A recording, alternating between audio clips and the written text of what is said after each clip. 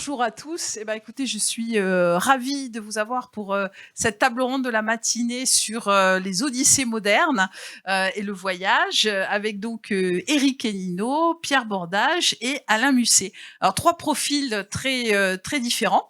Éric, donc, vous êtes scénariste de BD et dessinateur. Et je crois que l'une de vos œuvres les plus marquantes, c'était La Horde du Contrevent, l'adaptation donc de Alain Damasio. Bah, disons que c'est la plus récente, ouais. Voilà, c'est ça, c'est la plus récente. On fait un petit peu l'actualité, mais vous êtes cette bande dessinée là, elle a été par rapport au thème du voyage, elle a été importante pour vous. Ben, c'était pas spécialement par rapport au voyage, moi, que ça m'a intéressé. C'était plutôt l'écriture, l'univers d'Alain Damasio dans la Horde, les personnages, et toute la philosophie qu'il y avait dans le bouquin, plus que le voyage en particulier. Mais c'est vrai que le fait que les personnages parcourent tout un monde, en fait, c'est extrêmement excitant pour un dessinateur. Ouais. Voilà, et on aura l'occasion évidemment d'y revenir. Avec Merci plaisir. beaucoup. Pierre Bordage. Alors Pierre, on ne le présente pas, mais si, on va quand même le présenter, parce que Pierre, donc grand écrivain de science-fiction, mais aussi de fantasy, comme il me l'avait avoué il y a quelques années, il a fait son coming out. Et pour Pierre, eh bien le récit de voyage, le récit d'aventure, que ce soit dans l'espace, que ce soit dans la fantasy, avec presque un récit initiatique, va avoir beaucoup d'importance évidemment pour lui. C'est ça. Pierre, est-ce que tu peux nous rappeler ton dernier ouvrage paru? Ça s'appelle L'Arche de mer. C'est en vente là, c'est encore avant la librairie. C'est un voyage où les personnages n'ont pas de problème pour aller d'une planète à l'autre. Mais une course de vitesse qui est engagée entre une force qui a décidé d'éliminer l'humanité, et l'humanité strictement, et l'autre, les sauveurs de l'humanité. C'est-à-dire, il y a deux personnages qui essaient de sauver l'humanité. Il y a Yvé, une jeune fille qui est dans l'arche de mer, et son prénom. Non, mais c'est pas grave. Tu sais, c'est les cordonniers qui sont les plus mal chaussés. Ouais. Mais Pierre, on aura l'occasion d'y revenir juste après, d'accord? Voilà. Et Alain Musset. Alors, Alain, je suis vraiment contente. Voilà, pardon. Je suis vraiment contente de recevoir Alain aussi, parce que Alain, il est géographe. Il est chercheur en géographie, je pense qu'on peut dire ça, mais aussi c'est quelqu'un qui a beaucoup écrit sur les villes de science-fiction. C'est un grand fan de science-fiction et en fait on a été accueillis par Star Wars et je crois qu'au-delà de ta carrière universitaire, tu as quand même un rôle à jouer, non, dans l'univers Star Wars? Oui, puisque je suis Dark Alain. C'est comme ça. Hein, dans Planète Star Wars, je suis Dark Alain. Oui, j'ai commencé à travailler. Et d'ailleurs, c'est ce qui m'a d'habitude. D'habitude. Bon, je travaille sur l'Amérique latine, donc je voyage. Hein, ça c'est sûr. Mais j'ai découvert en fait. Il y a longtemps la galaxie Star Wars et surtout grâce à ce qu'on appelait avant l'univers étendu, c'est-à-dire tous les bouquins qui tournent. Ou qui tournaient, parce que depuis Disney, enfin bon. Et j'ai découvert qu'il y avait énormément de choses sur Coruscant, la capitale de l'Empire Galactique, qui n'apparaît pas dans la première trilogie, pour des raisons purement techniques.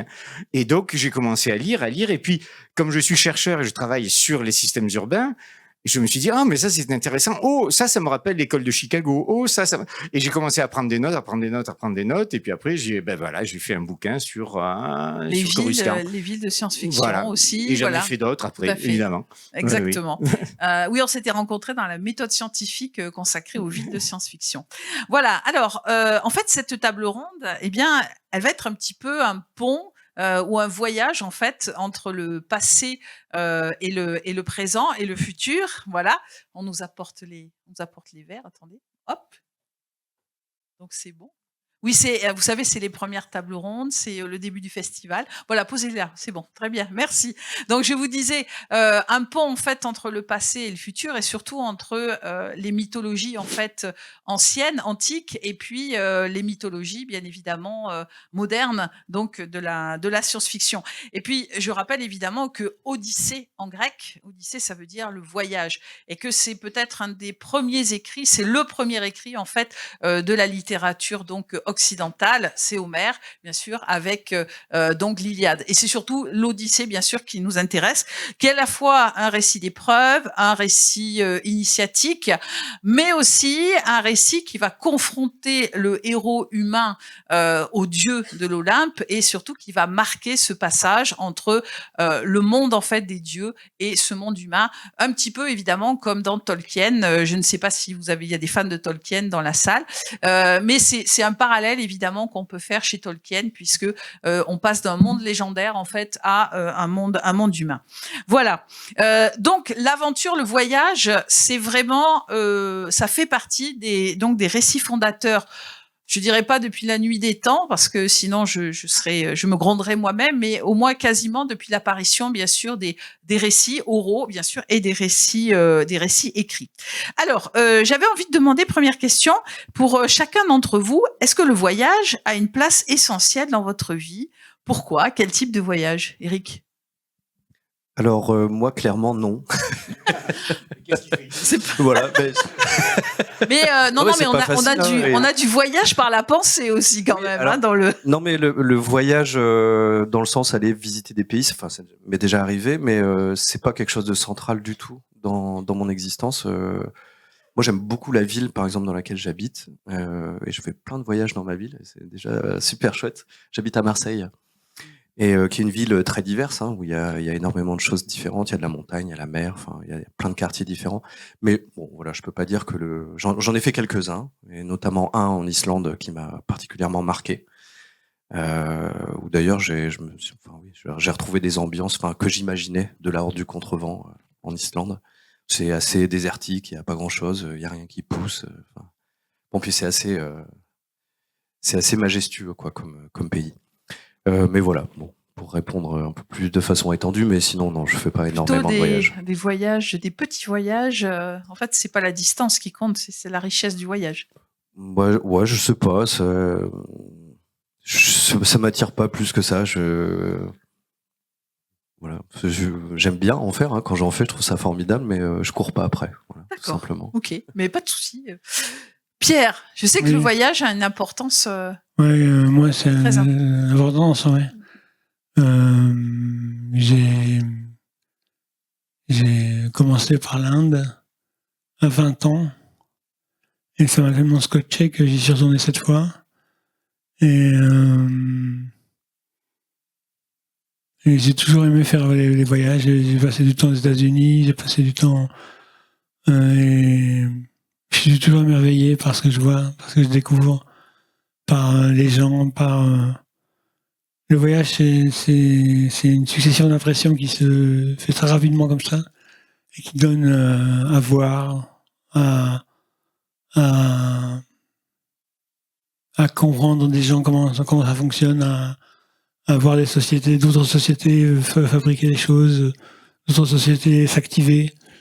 En Inde, par exemple, la nuit tombe à 18h, et à 18h30, il fait noir, et les gens se couchent, et ils se lèvent très tôt, enfin, en fonction du soleil. Donc, c'est quelque chose qui me change le voyage. À la fois, ça change et ça conforte. Ça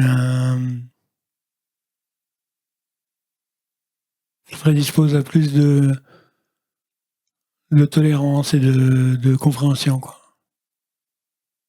Et on sait que tu es allé en Inde très récemment. Hein. Oui. Tu y vas souvent. J'y vais encore cette année. Je suis invité par la comment ça s'appelle, L'Alliance française, l'Alliance française, le Pondichéry. c'est ça. Oui. Ouais.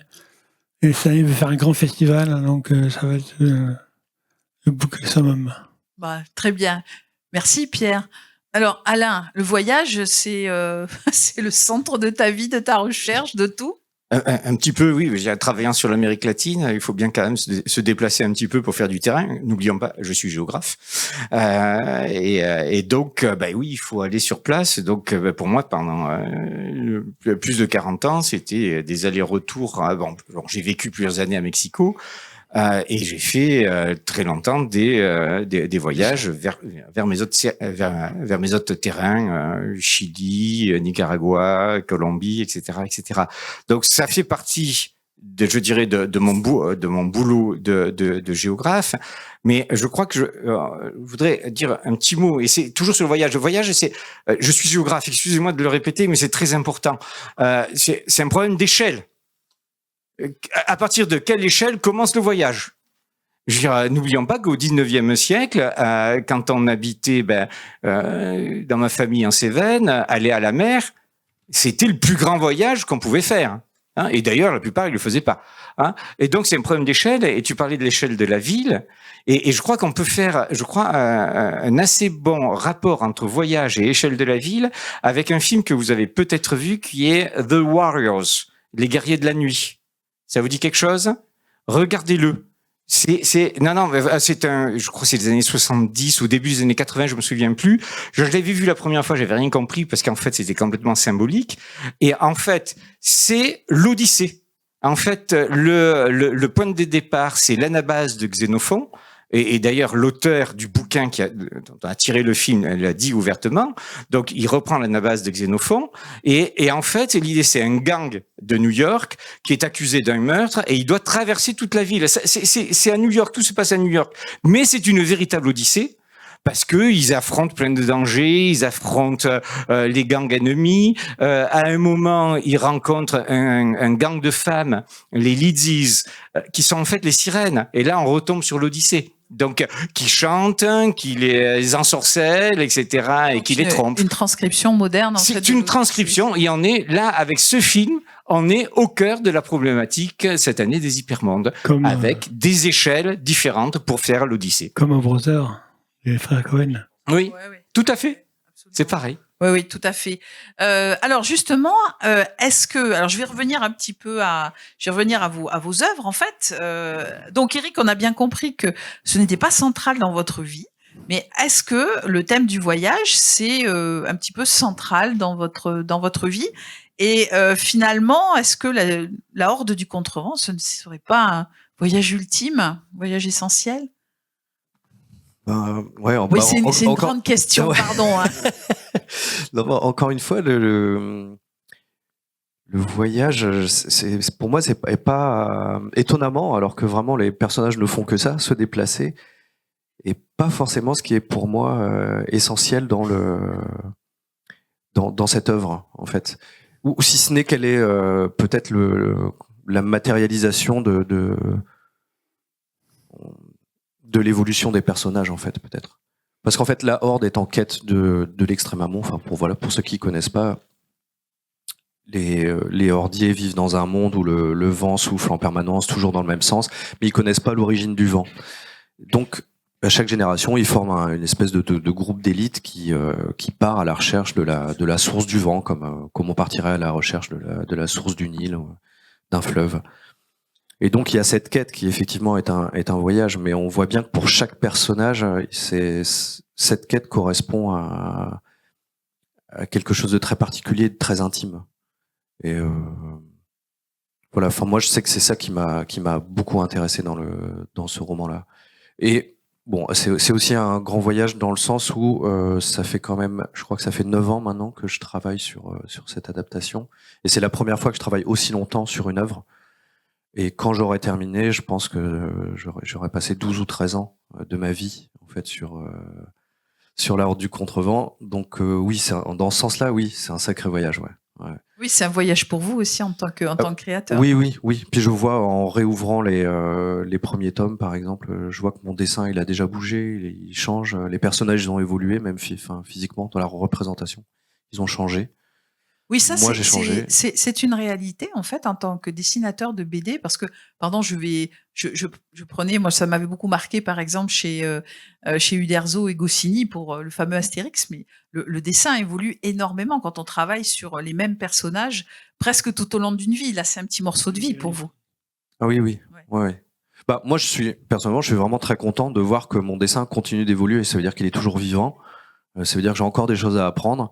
Bon, peut-être jusqu'au moment où il évoluera dans le mauvais sens et que ça commencera à décliner. Bon, j'espère pas. Pour l'instant, j'ai l'impression que ça continue de progresser, donc je suis content. Je croise les doigts. J'espère que ça durera longtemps. Mais oui, enfin, moi, c'est un vrai plaisir, quoi, de voir les personnages bouger. Je me dis pas, ah non, ils se ressemblent plus. Je me dis, bah non, c'est normal. Ils bougent, moi je bouge. Moi, j'ai changé.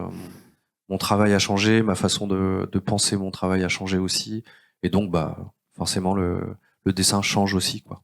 Et dernière question, est-ce que la bande dessinée, ça vous semble être un média créatif pour le voyage? Parce qu'avec l'alternance peut-être de planches, de vision, on peut faire des paysages, on peut centrer sur des gros plans pour voir justement l'aventure du voyage. Est-ce que ça vous semble être intéressant comme Alors, média? bah, je sais pas pour les autres, mais je sais que pour moi, dessiner des grands paysages et essayer de donner le plus possible la sensation d'espace et d'infini, moi, c'est quelque chose qui m'a toujours énormément plu, et ça depuis que j'ai commencé à dessiner. En fait, quand j'étais encore en école d'ingé, je crois, où vraiment j'ai commencé à faire des grands paysages, etc. Ça m'a toujours fasciné, quoi. Voilà, je sais pas si on peut ramener ça au voyage, mais en tout cas, moi, je sais que ça me plaît beaucoup d'essayer de faire voyager les lecteurs dans l'image. Ça, c'est quelque chose qui me plaît beaucoup. Diriger le regard, etc. Ça, c'est très intéressant. Voilà. Faire voyager vos lecteurs dans l'image. Oui. Voyager dans l'image. Oui. C'est une belle expression, ça, on la gardera pour aujourd'hui. Et sinon, oui, bah, j'espère que ça sera pas le voyage ultime, parce que j'ai encore envie de faire des BD. Voilà. Ah oui, c'était plus dans le sens où, voilà, c'était le récit initiatique, la quête pour les personnages, pas pour vous, bien Voilà. évidemment. Bah, vous pour le moi, savez si, bien. ça correspond aussi à quelque chose. Hein. Enfin, évidemment, les lecteurs peuvent pas forcément le voir, mais moi, je sais que, encore une fois, ça participe. Enfin, pour moi, mon travail, mon dessin évolue, mais moi, je change aussi. Enfin, je sens bien que j'accompagne les livres. Ils me font avancer, ils me font bouger, ils me font changer aussi, quoi. Voyage intérieur aussi. Ah, oui, oui. Voyage Oui. créateur. Ah, ça, c'est sûr, c'est sûr. Alors, Pierre, Oui. je sais que le voyage fait vraiment partie de ton œuvre. Une des, peut-être, je trouve, un des romans les plus forts que tu as écrit à ce sujet, c'était Absalon, puisqu'on a à la fois un récit initiatique, on a cette migration donc de tes personnages vers un monde finalement nouveau. Mais donc, pour toi, est-ce que le voyage, c'est vraiment central? Est-ce que moi, j'ai l'impression Oui. que ça se retrouve presque dans chacune de tes œuvres, quand même. Oui, le voyage est initiatique. Donc, je fais des romans d'initiation. C'est forcément, je prends le biais initiatique. Du coup, le fait de bouger, de changer, c'est souvent une obligation de la part des gens. Là, j'ai fait un bouquin qui s'appelle, il s'appelle comment déjà? Bon, je crois que Pierre, il a trop écrit. Là, il va falloir qu'on lui fasse un pense-bête à chaque fois. Le feu de Dieu, qui est calqué sur l'Odyssée complètement. Parce qu'on a un Télémaque, on a une Pénélope, qui sa toile, elle repousse la Pénélope repousse le prétendant, mais dans mon roman, elle a affaire à un parasite introduit dans un bunker. On a le thème du comment s'appelle celui-là, du Cyclope, des chanteuses, des sirènes, peut-être? sirènes, ouais, je veux dire. Et puis on a tous les thèmes récurrents de l'Odyssée, mais transcrits dans un monde moderne. Et ce qui m'intéressait, c'était de faire retrouver le héros avec son arc Sauf que c'est l'enfant c'est Télémaque, l'enfant qui fabrique l'arc, il va tuer le parasite. Donc c'est une transposition. Et je pense que le voyage, c'est un voyage dans un monde soudain glaciaire, entre Paris et la province, et Brive. Et tous les repères sont changés, quoi. Il n'y a plus de fleuve, il n'y a plus de route, il n'y a plus rien. Et le héros va dans une sorte de dénuement total. Et il ramène une petite fille avec lui. Essayer de se sortir de son épreuve, quoi. Et alors ça, c'est un schéma qu'on retrouve souvent dans tes romans. Moi, il y a un deuxième schéma qui me semble très important chez toi, c'est le voyage en tant que migration. C'est-à-dire que des personnages, parce que ils fuient un monde post-apocalyptique, parce que Wang, par exemple, c'est le voyage, les gens qui fuient un monde détestable, mais qui en même temps sont dans un espèce de stand-by tout le temps, dans cet état migratoire qui est pas forcément très confortable, mais qui arrive à trouver finalement leur vérité dans ce mouvement perpétuel. Parce que peut-être le monde n'est jamais confortable pour personne, quoi. Et on est tous en transition. Nous, on fait un voyage entre la vie et la mort. On ne sait pas quels seront les détours du chemin, mais on sait qu'on va vers une transition qui s'appelle la mort. Et on est toujours en transition de quelque chose, quoi. Donc ça c'est vraiment une thématique qui est très importante dans ton œuvre. Et est-ce que le traitement science-fiction ou le traitement fantasy est différent par rapport à cette thématique? Oui, un petit peu. La science-fiction, il faut respecter les règles scientifiques. Donc ça oblige à moins de délire. Si on veut être si on veut être accepté par les lecteurs, surtout les lecteurs pointus en science-fiction, il faut quand même un minimum de connaissances scientifiques. C'est ça qui est la différence.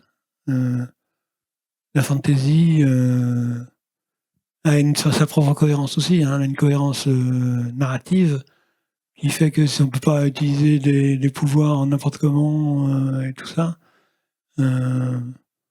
alors que dans la science-fiction, tout s'explique par la science. Ou presque. Ce serait une discussion. C'est sûr que des vaisseaux qui vont plus vite que la vitesse de lumière, ça n'existe pas. Alors c'est de la création. Non, c'était pour t'embêter, Pierre. Qu'est-ce qu'il a fait? Non, je dis moi j'aimerais bien que ça existe. Oui, mais pour l'instant, ça n'existe pas. Tu l'as dit que c'était pas vrai. Oui, c'est ça. Roland Lehoux qui a dit que pour l'instant, de full moral à zéro, déjà en disant qu'il faut embarquer des quantités d'eau et de provisions incroyables. C'est dingue. C'est un voyage qui est quand même plus compliqué dans la science-fiction finalement que dans la fantasy où tu pars avec ta besace et ton couteau. En fait. Mais une fois que tu as outrepassé certaines règles, ça te permet quand même d'aller un peu plus vite. Bah oui, bien sûr, bien sûr. Merci Pierre. Alain, justement, alors peut-être une question un petit peu. Quelle place en fait tiennent les voyages imaginaires dans votre réflexion, dans ta réflexion, pardon? Quel est le pont en fait entre l'imaginaire et ton travail? Ils sont devenus fondamentaux maintenant parce que, comme je dis à mes étudiants, si on réfléchit bien, ça revient moins cher d'aller à Coruscant que d'aller à Mexico. Notamment pour l'université qui doit payer le voyage. Là, un ticket pour le ciné ou l'achat d'un bouquin, c'est suffisant. Et je leur dis aussi ce que j'ai fait moi, et j'en ai presque honte, c'est-à-dire de faire 3 ou 4 fois par an un voyage transatlantique. Dieu merci, vous ne pourrez plus le faire. Et il faudra s'habituer à autre chose. Le voyage, vous le ferez, vous irez, j'espère, vous continuerez à travailler sur l'Amérique latine, mais vous partirez en bateau. Ça durera 15 jours. De toute façon, vous continuerez à donner des cours parce que l'intérêt est là. C'est pas de la science-fiction que je fais, hein. C'est juste un peu d'anticipation. Vous donnerez vos cours virtuels. Ensuite, vous resterez sur le terrain, mais pendant 3 ou 4 mois, où vous pourrez de toute façon continuer à donner des cours virtuels. Et après, vous rentrerez avec 15 jours de bateau. Donc, ça change complètement. Mais donc, j'ai commencé avec l'Amérique latine. J'ai suivi, comme je l'ai dit, avec la science-fiction. Et les voyages de science-fiction ou de fantasy, hein, d'ailleurs, je mets les deux au même niveau pour moi, nourrissent ma réflexion sur la ville contemporaine. Parce que les images qu'on nous donne de la ville du futur ou la ville d'ailleurs dans une galaxie très lointaine, je veux dire, les problèmes urbains, c'est les problèmes que nous connaissons et qui vont s'accentuer. Donc, on peut les étudier grâce à ça. Tu citais le château de Lord Valentin, par exemple, de Robert Silverberg. Oui. Plus de la fantaisie. Qui est de la fantaisie, mais dans lequel on a des descriptions de villes, hein, qui sont très très intéressantes et qui nous permettent de faire des comparaisons. À un moment, il utilise pour une des villes, il parle de mégalopole. Alors, qu'est-ce que ça signifie une mégalopole? C'est en fait le terme, c'est un géographe français, hein, qui l'a inventé pour la mégalopole de New York dans les années 50 et qui a ensuite maintenant repris je dirais, de tous les côtés. Donc, pourquoi on utilise ce terme? Qu'est-ce qu'il a de frappant? Mégalopole, ça. C'est lourd, hein. On devine que c'est un truc énorme. Donc moi, je travaille avec ça, et ce que je dis souvent, c'est que finalement, en travaillant sur Coruscant, c'est la même chose que de travailler sur Mexico. D'ailleurs, il faut me croire. Quand je raconte des choses sur Mexico, j'y suis allé, etc. Il faut me croire. Hein, peut-être que je mens, peut-être que je vous raconte des histoires, peut-être que Mexico, c'est pas du tout comme je le dis. Et d'ailleurs, Jean-Jacques Rousseau disait oh là là, il faut jamais apprendre aux enfants les choses qu'ils ne peuvent pas voir. Bon, alors évidemment, ça devient difficile. Après, il y a que leur petit quartier qu'ils peuvent connaître. Donc il y a tout ça. Et moi, comme je te le disais, Natacha, pour moi, que l'objet soit réel ou soit imaginaire, peu importe. L'essentiel, c'est ce qu'il m'apporte. Et l'essentiel aussi, c'est de lui poser des questions. Si on lui pose de bonnes questions, on aura de bonnes réponses. Donc, je travaille aussi bien pour moi, hein, dans une ville imaginaire et dans une ville réelle. Et quand mon premier bouquin sur Coruscant était sorti, je venais à peine de quitter Nanterre, et les collègues de Nanterre avaient mis mon bouquin dans la bibliothèque de géographie urbaine, dans la rubrique manuel de géographie urbaine. Et c'était sur Coruscant. Donc je trouve que, sincèrement, ça m'a fait plaisir. Alors moi, je trouve quand même que voilà, les universitaires dans tous les domaines, que ce soit la science, la sociologie, les sciences humaines, font quand même, voilà, on fait des efforts faramineux pour vraiment remettre science-fiction, imaginaire au cœur de la recherche. Et ça, c'est très important parce que c'est au cœur de notre festival, vous voyez. Et donc, je suis très heureuse que tu nous dises ça, parce que ça fait un pont évidemment magnifique avec les créateurs et bien sûr avec les artistes. C'est grâce à eux que j'existe, hein. Exactement. Moi, je suis un vampire, je leur pique leurs trucs. Voilà, donc troisième élément important, Alain Musset est un vampire, donc grande révélation de la table ronde aujourd'hui. T'as quand même bonne mine, je trouve, pour un vampire. Hein, mais c'est parce que regarde, on est à l'ombre, en fait. Ah oui, c'est pour ça. Nous, on est un peu pâle, par contre. Voilà, c'est ça. Très bien. Alors, maintenant, je voulais savoir, en fait, si vous aviez, vous, un voyage dans un univers imaginaire, voilà, votre rêve de voyage ultime, et peut-être dans un univers qui n'existe pas, un monde qui n'existe pas. Est-ce que vous auriez justement ce rêve ou ce fantasme dans ce voyage-là? Vous voyez, moi, par exemple, j'ai toujours rêvé de voyager soit dans Star Wars, parce que il y a des millions de planètes, ou dans Fondation, le cycle de Fondation d'Asimov, parce qu'il y a aussi des millions de planètes, et que bon, évidemment, hein, passer de planète en planète comme ça très très facilement, c'était dans les mondes de Dan Simmons, c'est facile à travers des sortes de portes. Ça, j'ai pas pu vous les amener à Hypermonde. Hein. On a une DeLorean, mais on n'a pas les portes. Donc, Eric, est-ce qu'il y a un univers qui vous fait particulièrement rêver, fantasmer, dans la science-fiction ou la fantasy? Ouais, justement, je pensais à celui d'Hyperion, effectivement, avec Dan Simmons. Ouais. C'est une œuvre qui m'a vraiment beaucoup marqué. Mais Mais j'aimerais bien aussi visiter le monde des guerriers du silence aussi. J'ai vraiment beaucoup aimé, et qui est très baroque, très varié, et qui doit être très très intéressant à visiter aussi. Ouais. Alors, Ça dépend Ça veut quelle dire planète. quoi? alors le créateur du monde va nous en parler, Pierre. Ouais, quand j'ai fait le Guerriers du Silence, j'avais envie de visiter plein de monde et de voir plein de choses, et donc j'ai créé ça, quoi. Maintenant, je suis un peu calmé. je visite des mondes lointains mais plus restreints. Si le voyage ultime, ce serait quoi? Mais un univers imaginaire qui t'a fait vraiment rêver. Ça peut être la mythologie, Pierre. Il me semble que tu m'en avais déjà parlé de ça. Ouais, la mythologie, ouais, c'est mon berceau, la mythologie. Donc, effectivement, ça serait retrouver l'enfance, quoi. Et quelle mythologie? La grecque, la romaine, la... Et pas la mythologie indienne? Il me semble quand même que... Oui, la mythologie indienne, mais j'approche avec beaucoup plus de prudence parce que je la connais moins. Elle est plus variée, elle est complexe, elle est infinie, elle est... c'est un truc de malade. Donc, j'aimerais plonger aux pures racines de l'innocence, mais je sais pas si ça peut se faire, ça. Jardin d'Éden?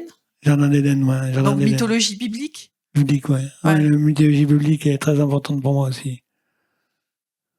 Donc tu te verrais bien, mais juste Jardin d'Éden, pas après, alors. Ouais, pas après. Ouais. Après, ça se corse. Et oui, parce que quand on parle d'univers, voyager dans un univers comme ça, imaginaire, et notamment les univers mythologiques, c'est quand même des univers qui sont fondamentalement dangereux et mortifères.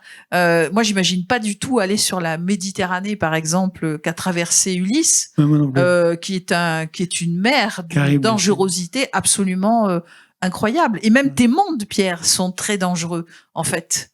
Ouais. Donc, c'est voyager, ça vaut risque et péril, quoi. Un petit peu. Ouais. Mais bon, c'est bon en tant que lecteur. Comme Mexico, on peut passer une rue très bien, on peut ne jamais voir le bout de la rue. Oui, donc Alain, ayant été attaqué Mexico. 2 fois, oui, je sais que c'est pas toujours calme.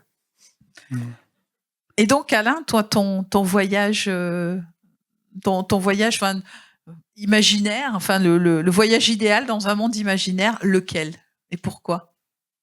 Je vais peut-être te décevoir. Non, je suis content ici. Alors, c'est pas paradoxal. Je crois que 3 petites anecdotes très rapides vont vous faire comprendre pourquoi finalement j'ai pas envie d'aller ailleurs. D'abord parce que grâce aux dessinateurs, aux réalisateurs, aux romanciers, etc., les voyages, je les vis. Et comme je souffre parfois d'hyper-empathie, je les vis réellement. C'est-à-dire, à la fin de la revanche des Sith, quand on voit l'oncle Owen et tante Beru avec le petit Luke dans les bras et les 2 soleils de Tatooine et la musique de John Williams qui monte, je chiale. Donc, je le vis. Et parfois, je le vis même pour de bon. Je suis Dark Alain, j'ai mon costume de Dark Vador, je suis un petit Dark Vador. Il y en a qui font 20 ou 25 cm de plus que moi. Mais anecdote, il y a quelques années, au Grand Rex à Paris, ils ont ressorti le retour pas le retour du Jedi, c'était l'Empire contre-attaque. Donc j'y étais avec les amis de Planète Star Wars dans mon costume, dans la queue, et j'attendais. Et mon fils devait me rejoindre.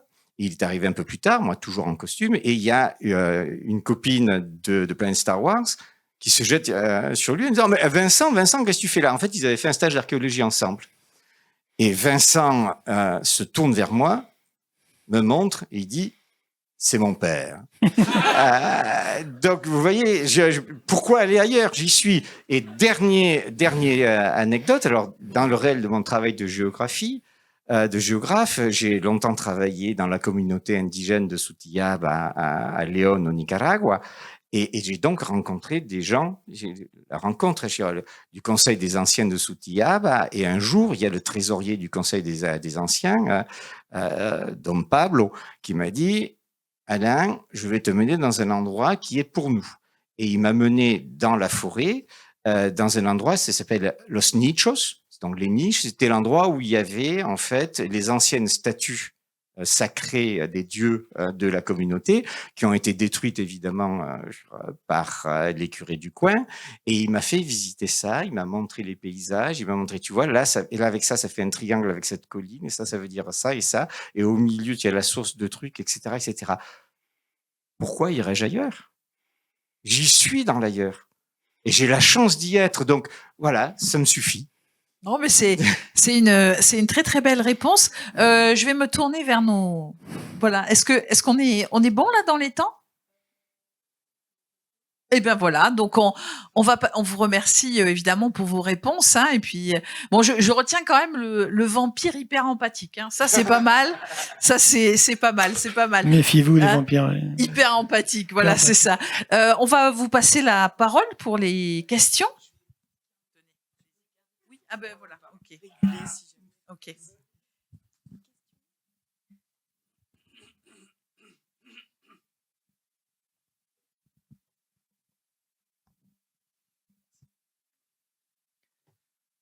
Bonjour. Tout d'abord, merci pour cette conférence. Et j'avais une question donc par rapport à moi, ça m'a marqué pour tout ce qui est voyage. C'est Jules Verne et Hergé.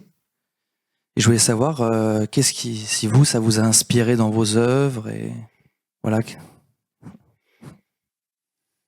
Moi non, je suis pas vernien. Je suis vernien du côté de Henri Verne, qui a fait Bob Moran, mais je suis pas vernien classique. C'est-à-dire que j'ai découvert Verne après avoir être devenu auteur moi-même. Verne est très, très intéressant. C'est vrai que c'est une littérature de voyage aussi qui est pas mal. Et Tintin aussi, Tintin au Congo, Tintin aux USA, c'était des œuvres qui m'ont marqué, quoi. Oui, alors moi je suis très Henri Verne aussi, mais aussi Jules. Je vais pas dire avec donc Verne avec un S ou sans S. Et évidemment, les bouquins de Jules Verne, je les ai tous lus quand j'étais petit. Tintin aussi, ça fait partie vraiment de ma culture. Et je me souviens que en fait on les avait pas tous parce que mes parents disaient les BD c'est pour les débiles. Donc c'est plus tard. Attention. Oui, j'en ai 3000 à la maison. Je me suis vengé. Et je me souviens qu'on avait le Lotus bleu, ouais. Qui avait appartenu à ma sœur avant. Et qui était très vieux, très abîmé, il manquait la dernière page. Ce qui fait que pendant des années, j'ai lu Lotus bleu sans savoir comment ça terminait. Et puis un jour, j'ai eu une version complète et j'ai su que ça se terminait bien. J'ai eu la même mésaventure avec un Corto Maltese où il y avait c'était la balade de la mer Salée où les 3 dernières pages reprenaient les trois premières en fait. Donc pendant des années, j'ai jamais connu la fin non plus. Voilà. Eric?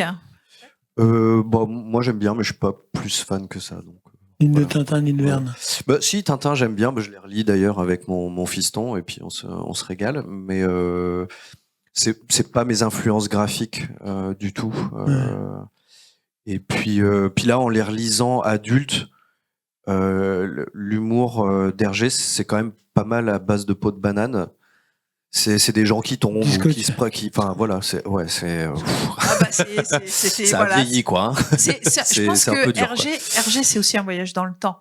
C'est-à-dire qu'il faut le prendre. Ouais.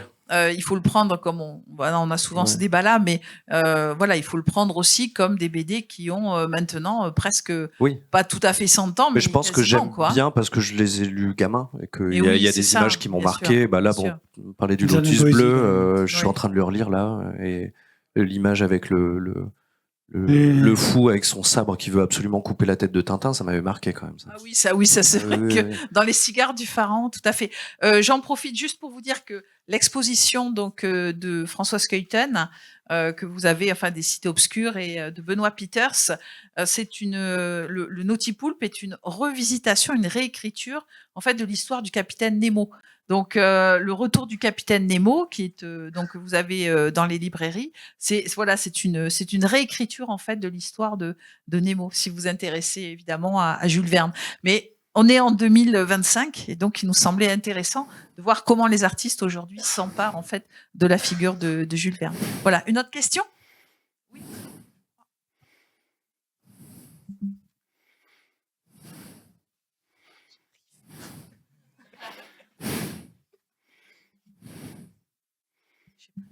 Bonjour. Alors juste une Bonjour. petite question. Dans les Odyssées, donc voyage, qui dit voyage dit souvent héros. Héros qui vivent ce voyage. Est-ce qu'on peut parler de voyage si on ne parle pas d'un héros? Est-ce qu'on a besoin d'un héros qui vit ce voyage?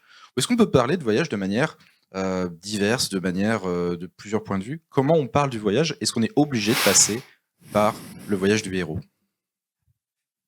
Moi, je dis oui pour le ressenti du lecteur. Et ça me paraît plus intéressant de voir un paysage décrit par un personnage que plutôt par moi. Parce que c'est sa vision. Donc, il peut y avoir un ou plusieurs héros, zéro. Mais ça me paraît indispensable pour mieux impliquer le lecteur.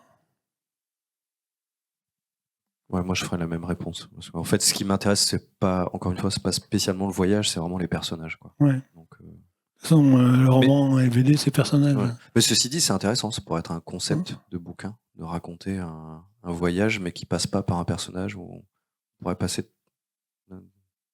d'une Tout à ville fait, à une non. autre, d'un personnage à un autre, ça pourrait aussi. Mais ça serait un peu plus conceptuel, quoi. Voilà.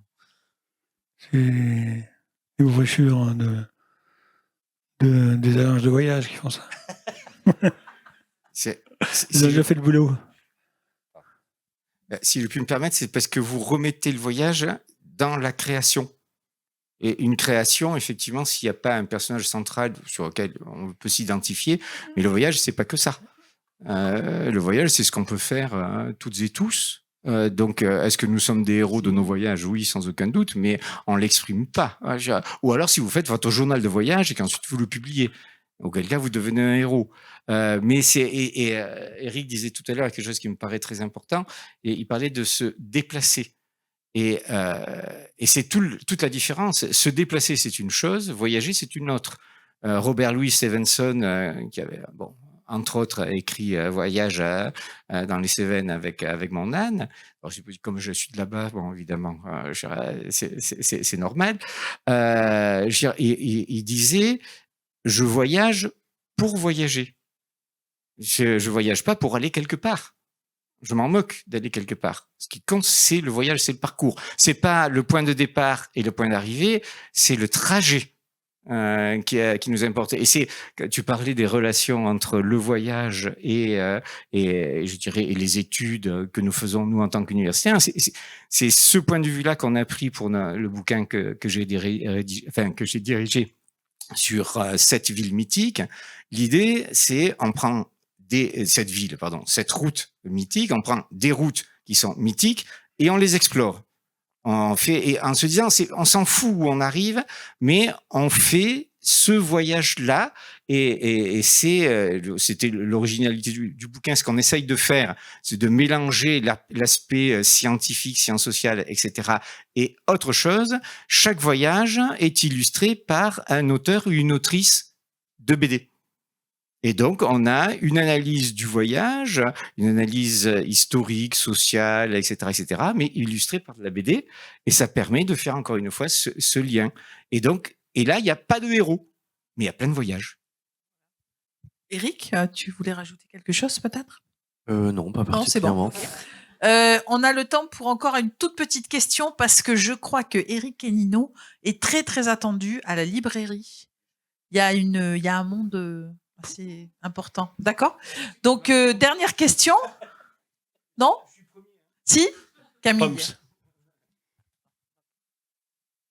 Voilà. Répondra qui voudra, mais les temps changent, on parle d'Odyssée moderne, et sur la question du voyage, aujourd'hui, on a un peu l'impression d'avoir tout vu, parce qu'on a les images, on est douché par des images du monde entier, qui sont très belles en plus.